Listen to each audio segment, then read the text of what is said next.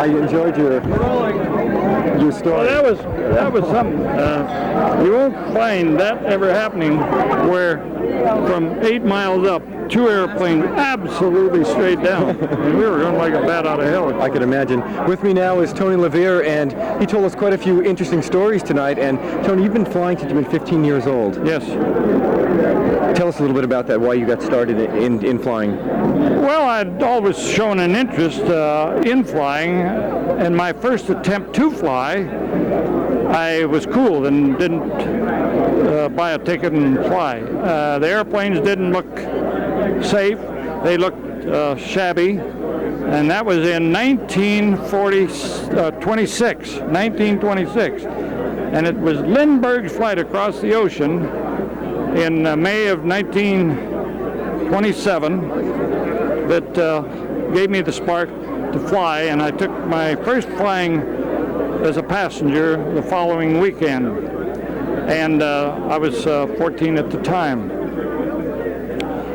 The following year, July the 2nd, at Balboa Island, you're familiar with that? Absolutely. We all are. We were there for the 4th of July holiday, and going down the aisle of the Balboa Theater that's still there, I spotted what I thought was a dollar bill, and I picked it up with my toes. We were barefooted, my friend and I unraveled it. It was a $10 bill.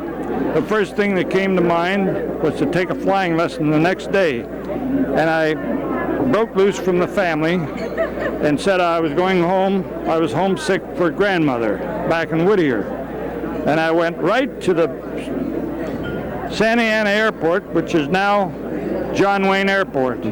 Tried to buy my first flying lesson, and they wouldn't take me up because I was too young.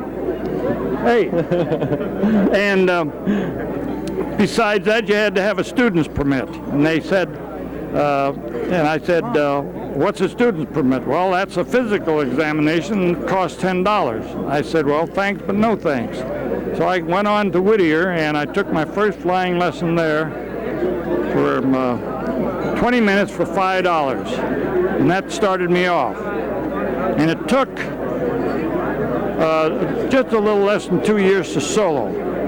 And from there on, my career moved at a reasonably slow pace, but I was devoted completely, 100% completely to aviation. I could think of nothing else, and I think that's the one thing that carried me through all these years. And I also had a very supportive family. My mother and father was very supportive, and that kept me going too. And I just fell into one good thing after another. I was helped all the way. I have to give all these people, many, many people, credit for helping me.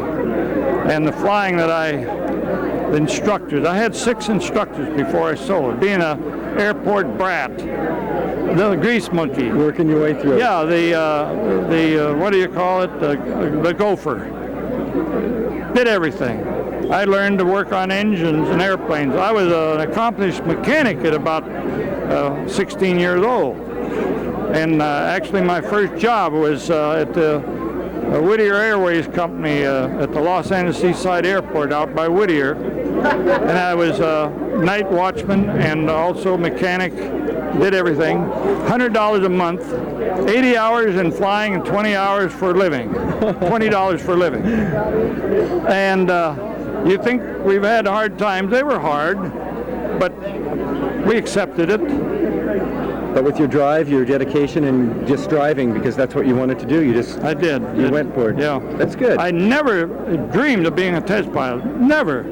I wanted to be an airmail pilot, then an airline pilot, and I'll be damned, I couldn't pass their physical examination. And it was all, of course, the physical examination at that time, in my case, was invalid. It wasn't a good test at all.